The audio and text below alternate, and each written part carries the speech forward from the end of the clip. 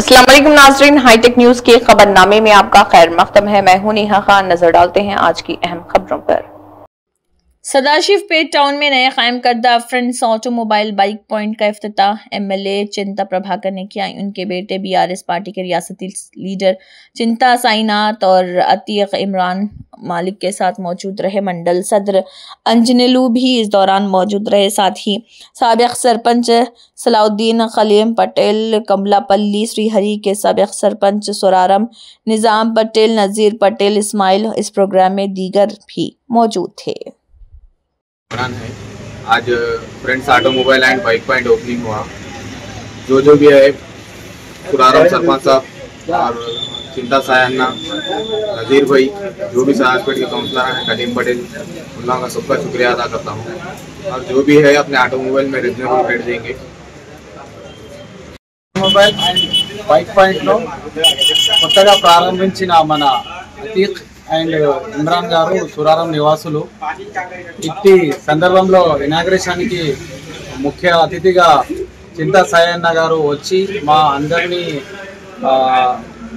శుభాకాంక్షలు తెలిపి ఇనాగ్రేషన్ చేయడం జరిగింది। కాబట్టి ఆయనకు ప్రత్యేకంగా మా వద్దకు వచ్చినందుకు ఆయనకు ప్రత్యేకంగా ధన్యవాదాలు తెలుపుకుంటూ ఇట్టి bike point automobile shop market ధరకే మన యువతకు సంబంధించిన పిల్లలు మన ఇమ్రాన్ గారు ఆటోమొబైల్ షాప్ మార్కెట్ ధరకే మంచి రేటుకు నాణ్యమైన వస్తువులు పెట్టాలని మార్కెట్లో ఉద్దేశంతో మన సదాశివపేట పట్టణంలో పెట్టడం జరిగింది। కాబట్టి ఇట్టి అవకాశాన్ని అందరూ బైక్ రిపేర్ చేసేటోళ్ళు, దాంతోపాటు ఏదన్నా కస్టమర్కి సంబంధించిన మెటీరియల్, ఏదన్నా ఆటోమొబైల్ సంబంధించిన పార్ట్స్ ఇక్కడ లభ్యమవుతాయి। కాబట్టి ఇటువంటి యువతకు మనం అందరం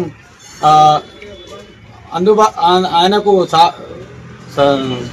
మంచిగా సహాయం చేసి వాళ్లకు తోడ్పాటు చేయాలని ఇట్టి సందర్భంగా తెలపడం జరుగుతుంది। కాబట్టి ఈ శుభ కార్యానికి అందరూ గ్రామస్తులతో పాటు పట్టణ కలీం పటేల్ గారు కౌన్సిలర్ మాజీ, దాంతోపాటు కొత్తగొల్ల అంజన్న, ప్రత్యేకంగా